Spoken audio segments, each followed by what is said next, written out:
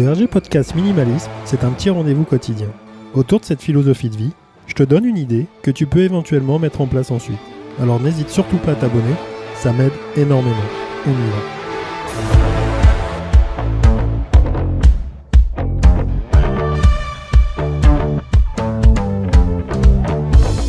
Salut, c'est Richard, c'est le RG Podcast Minimalisme. Aujourd'hui, mercredi, on va continuer à parler minimalisme ensemble pendant quelques minutes. Le principe du petit podcast, du mini-podcast que je te propose tous les jours sur différentes plateformes, parce que vous êtes pas mal à m'écouter sur SoundCloud.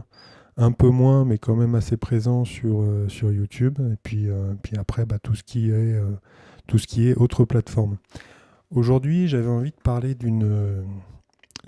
c'est une réflexion que j'ai pu avoir hier en regardant deux comptes assez différents qui présentaient les choses suivantes. Un qui se justifiait de son minimalisme parce que la personne avait quelques t-shirts de trop, on va parler comme ça. Et l'autre en train d'essayer de faire une espèce de compétition pour arriver à un total de je ne sais pas combien, peut-être 20 objets en possession personnelle. Je crois que le problème, il est vraiment que c'est pas une obligation. C'est-à-dire que l'image qu'on a de la personne avec son petit sac et son duvet, c'est beaucoup plus on est hors sujet quoi, en pensant comme ça.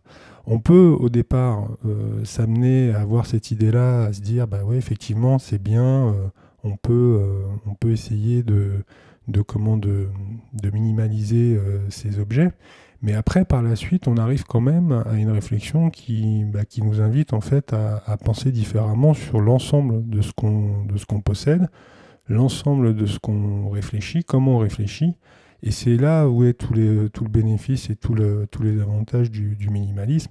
C'est-à-dire que tu peux très bien avoir une maison et des enfants et avoir tout un système avec pas mal de choses, tout en ayant l'esprit minimaliste, en essayant effectivement qu'à chaque fois, tu aies une réflexion de te dire, moi je pense que ça c'est inutile, ou ça je pense que c'est utile, pardon. Je bégaye un peu aujourd'hui. Un chef étoilé, un chef cuistot, ou quelqu'un qui est passionné de cuisine, je pense pas que juste avec une cuillère et un couteau, il puisse faire des choses magiques.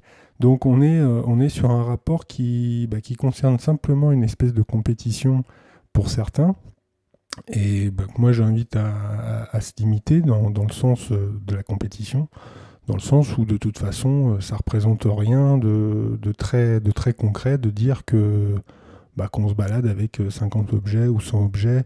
On voit des espèces de tutos comme ça qui reflètent un peu cette image, et je pense que c'est pas du tout le sujet du minimalisme, en tout cas par la suite, et en tout cas moi de ce que j'essaye de développer, du moins tout au long déjà de ce podcast, du site, et puis de ma philosophie de vie. Donc on n'est pas dans une compétition, c'est un petit peu le sujet d'aujourd'hui.